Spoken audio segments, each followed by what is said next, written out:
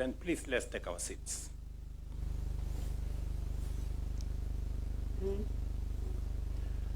Kwa nyinyi nyote mliofika hapa siku ya leo, karibuni. Distinguished guests, fellow citizens, I have never looked forward to a new year the way I look forward to 2026. I do not say this lightly. I say it from the place of conviction, born of what we have achieved together, the foundations we have laid, and the certainty that those foundations now allow us finally to reach for our highest ideals as a nation. This has been a year that tested our resolve and our collective purpose. A year that demanded sacrifice and called for unity. As president, I am proud to say that together we rose to the occasion. When I addressed the nation at a time like this last year, I outlined the decisive measures we had taken in 2023 and 2024, not only to stabilize our economy, but also to begin turning it around. I said then that 2025 would be the year when we would start earning the dividends of the hard work we had undertaken together since 2023. And indeed, looking back, this has been the year in which our deliberate choices, sometimes difficult and often demanding, began to pay off. For the first time in a long while, Kenya is not guessing. We are not drifting. We are not gambling. We have set our targets. We have begun the journey. And we now have a clear roadmap to make 2026 a defining year in Kenya's history. Tonight, fellow citizens, this is not just a customary New Year address. It is a moment that calls on all of us to seize the opportunity before us, to walk together as one people, and to complete a journey that has been delayed for far too long. 2026 will be a watershed year in the story of our republic, a turning point in our march from promise to prosperity, a year that future generations will look back on and say, that is when Kenya changed course. We can speak of this moment with confidence because we are not starting from nothing. We are building on a solid foundation already laid. Step by step, we confronted difficulties, carved out opportunities, and laid a strong and formidable base for the future of our country.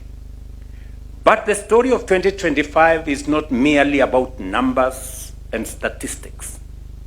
It is about people, the hustlers, the mama mbogas, the border riders, the farmers, the traders, the entrepreneurs, and the workers whose toil, patience, and sacrifice have begun to yield tangible results.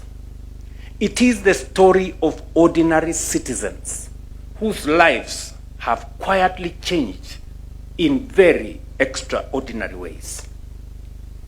Kenyans like Mama Cherusha Mudhoni, whose dream of owning a decent home finally came true. For years, her family lived in a single crowded room, exposed to rain and cold, in dignity and fear, never knowing what tomorrow might bring. In 2025, that chapter of uncertainty ended. She moved into a modern, affordable home with clean water, electricity, a proper toilet, and cooking gas. For the first time, her children have space to study and play. Dignity replaced survival.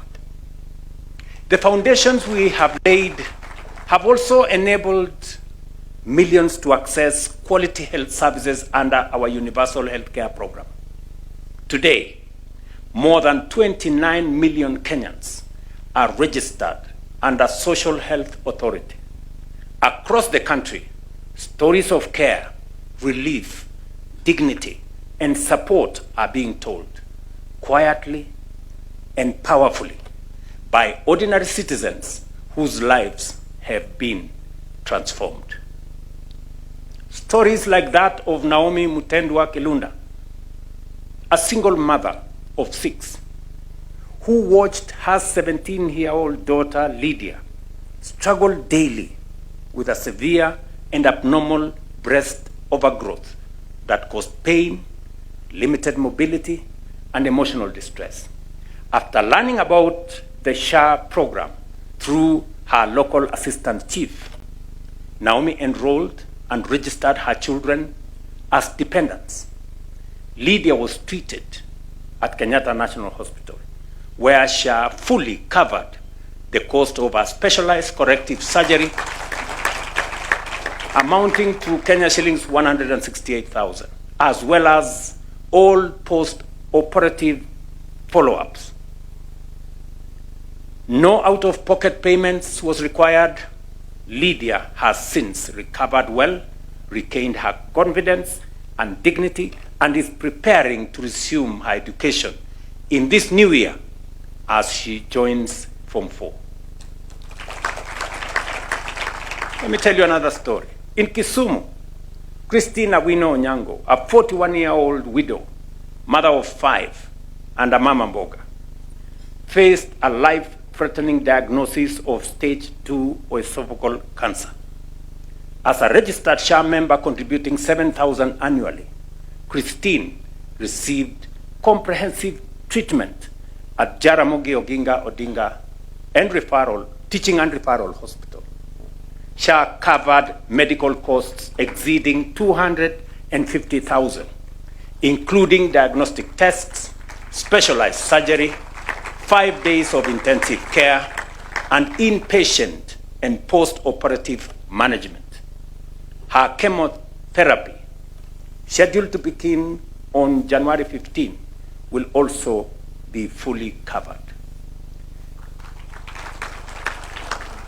These are not isolated stories.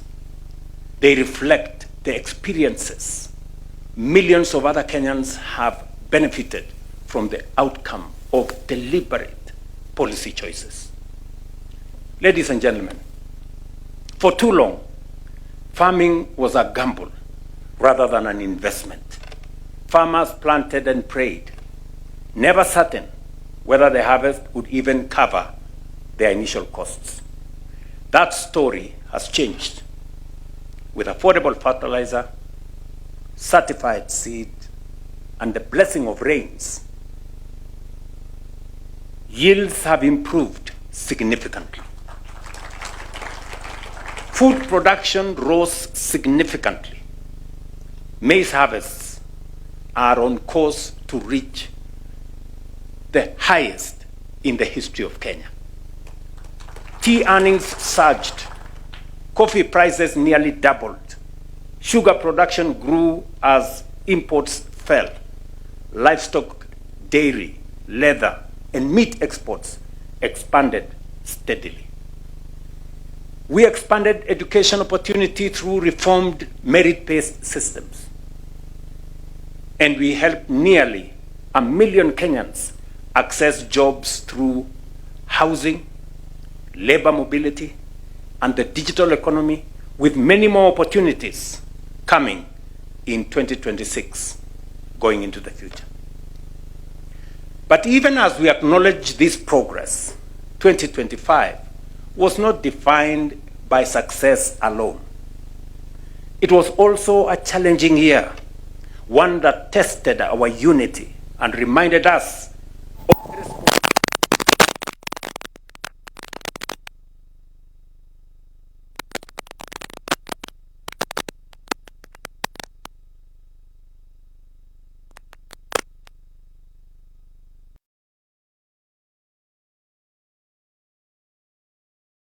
Constitution guarantees every Kenyan the right to express themselves,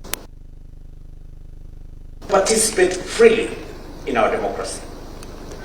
But it also imposes responsibilities on citizens and leaders alike to uphold the rule of law, protect life and property, and safeguard peace and stability.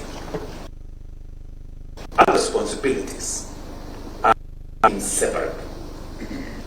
In a thriving democracy, debate and dissent are legitimate and necessary. But our Constitution does not license violence or criminality. Differences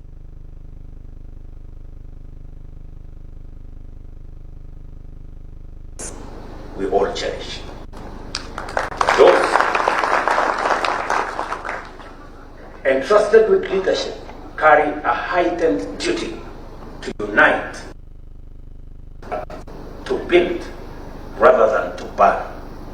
Kenya is bigger than any individual, any office, or any ambition. This republic belongs to all of us. And because it belongs to all of us, we share a duty to protect it. Ladies and gentlemen, as I announced during the State of the Nation address, 2026 marks the moment when our journey to transform Kenya into a first-world economy begins in earnest. What matters now is execution. But to speak honestly about the future, we must begin with the truth about the present.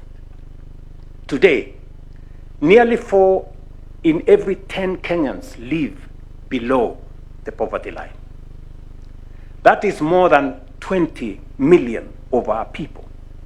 Families working hard, yet struggling to meet their basic needs. While we have undertaken deliberate policy interventions to create employment under the bottom-up economic transformation agenda, too many of our young people, especially those entering the job market, still wake up every morning without work to go to. This is the reality we are determined to change. When a nation chooses to organize its economy around work, production, and exports, when it invests deliberately in infrastructure, energy, and skills, and when it finances growth intelligently, not recklessly, something profound happens. Poverty recedes, jobs expand, and dignity rises. This is not theory. History shows us that countries like South Korea, Singapore, and Malaysia made national transformation a deliberate choice. Each organized its economy around work, industry, exports, and skills, investing deliberately in infrastructure and people. Poverty fell, jobs grew, a strong middle class emerged. These countries were not spared hardship. They prevailed despite it. Their success was built on elevated ambition, relentless determination, and sustained action over time. That is the path we have chosen for Kenya. That is the future we are determined to build. So, ladies and gentlemen, let's be clear about our goals. We are committing ourselves to a measurable national mission. Number one, to cut the number of Kenyans living below the poverty line by half, lifting millions into dignity and opportunity. To cut unemployment by half, ensuring that millions of our citizens are productive, they are earning, and they are contributing to their country. And we will do this without crushing taxpayers or without saddling our children with unsustainable debt. That is why in January 2026, we will fully establish and operationalize the National Infrastructure Fund and the Sovereign Wealth Fund, key instruments designed to underpin Kenya's transformation. The National Infrastructure Fund will serve as the central engine for aligning our financial resources with Kenya's development priorities. Through innovative mobilization of domestic resources, strategic modernization of mature public assets, democratization of ownership through capital markets, and the disciplined growing and deployment of national savings, we will unlock large-scale private sector capital while reducing reliance on borrowing and taxation.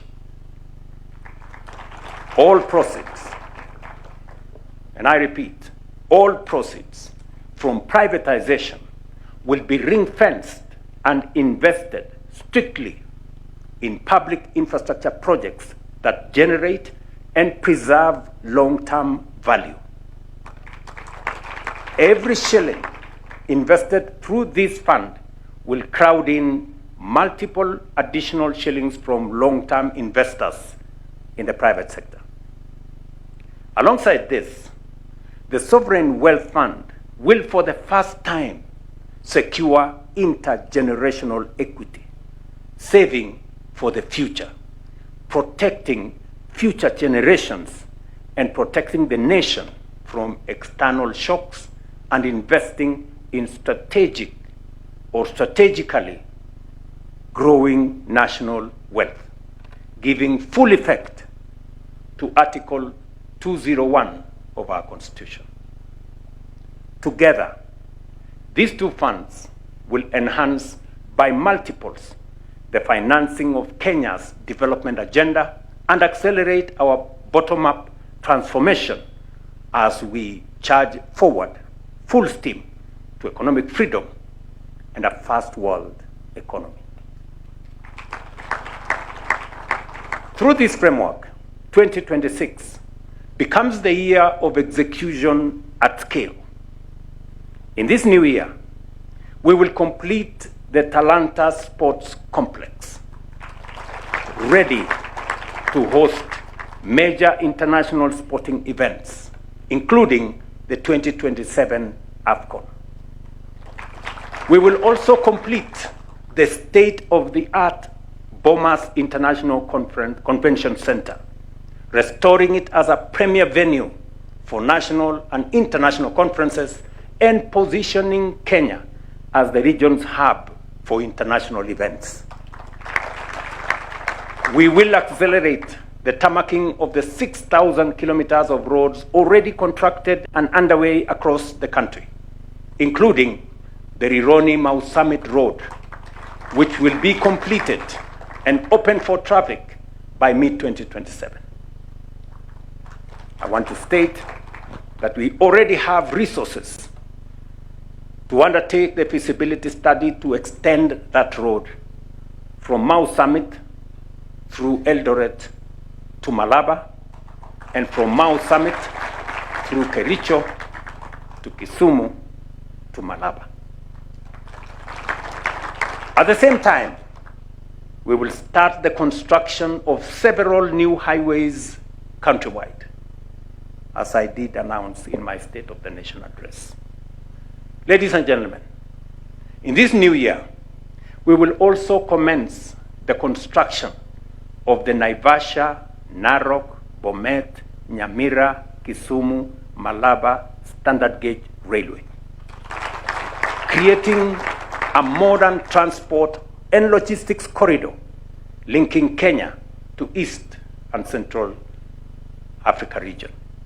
Equally, we will launch the Galana Kulalu Dam, whose contract was signed yesterday, and several others as part of the expansion of our irrigation infrastructure across the country, with the ultimate objective of bringing 2.5 million acres of land under irrigation.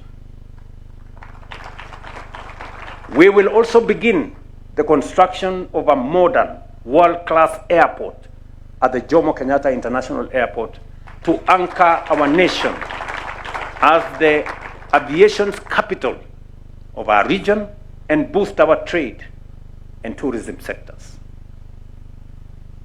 I've just given you a list of the things that we will do in 2026.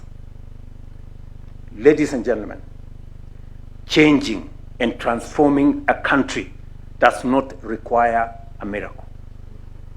It requires a clear and bold vision and a leadership equal to that vision. The nations that have succeeded were not exceptional by accident. They were deliberate by choice.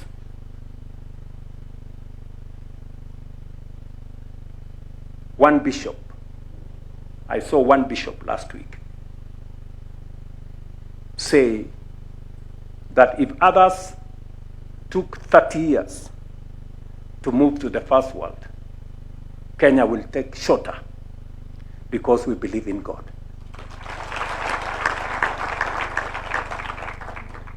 Fellow citizens, allow me to address a silent but deadly crisis confronting our nation today. Alcohol and drug abuse has become a clear and present danger to Kenya's health, security, and economic future. 1 in every 6 Kenyans aged between 15 and 65, that is close to 5 million people, are currently using at least one drug or substance of abuse. This is no longer a marginal issue. It is a national emergency.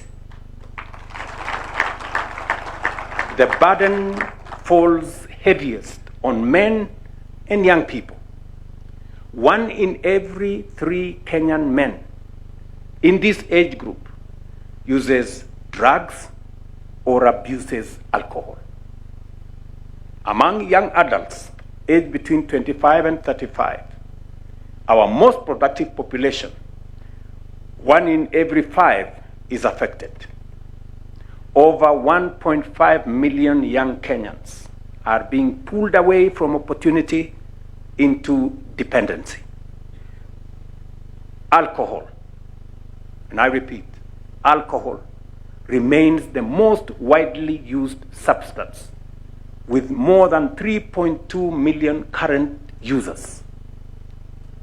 Initiation often occurs between 16 and 20 years, and in some cases, as early as 7 years, exposing children to lifelong harm before even adulthood begins.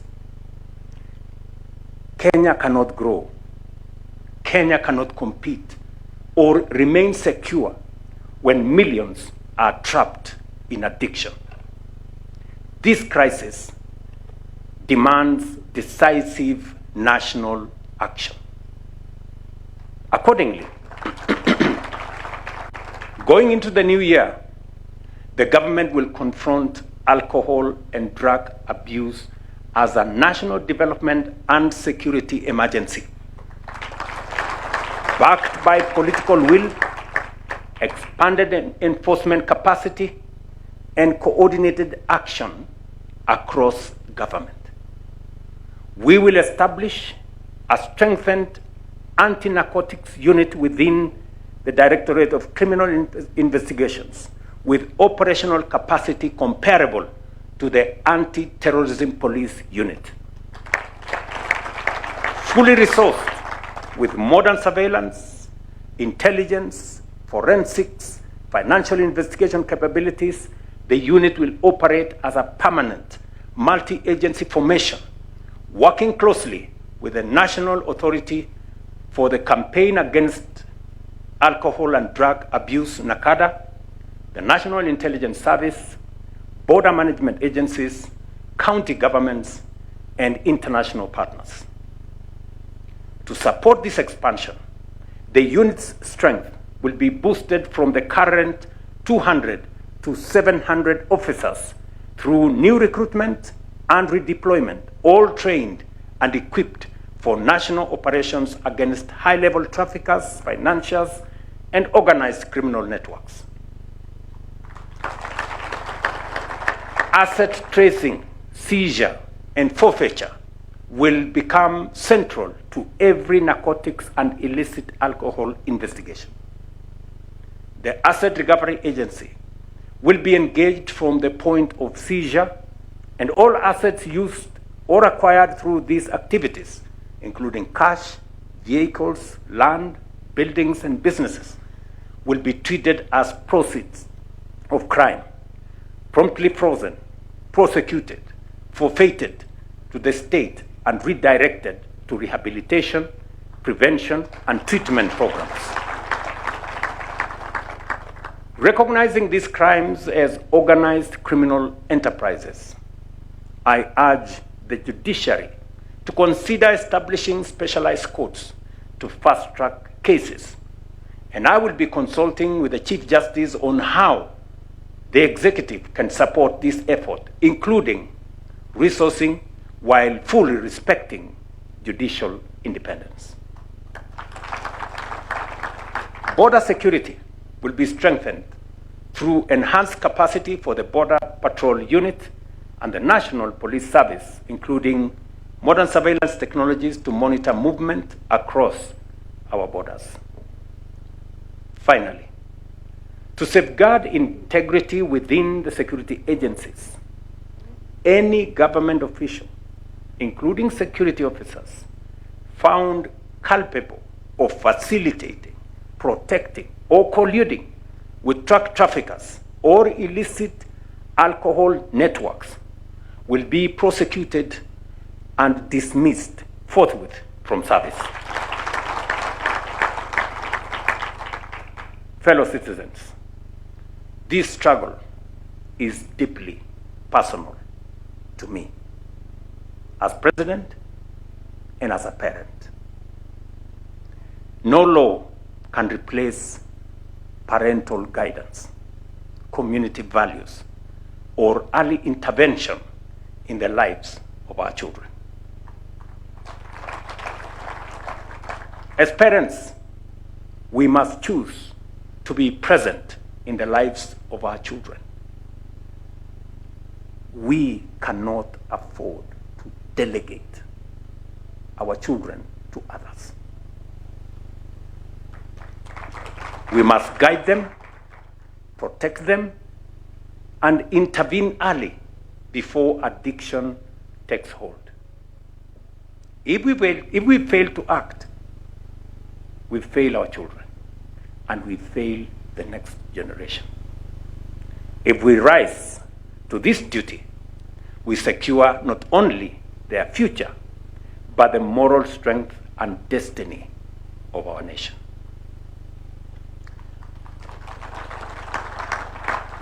And just as we demand responsibility in our homes, we must demand the same at an even higher standard from those entrusted with leadership in our public life.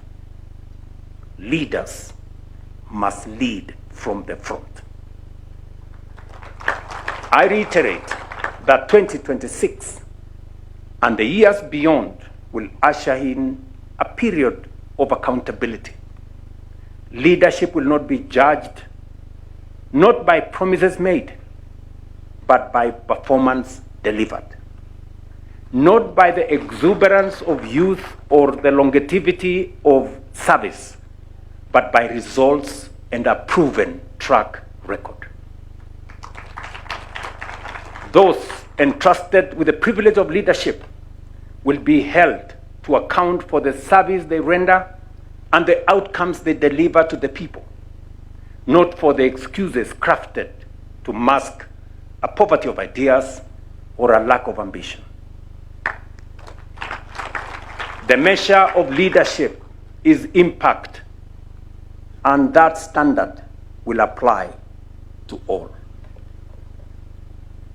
Happy New Year 2026, May God bless you all. May God bless Kenya. And I thank you for your attention. Asanteni sana.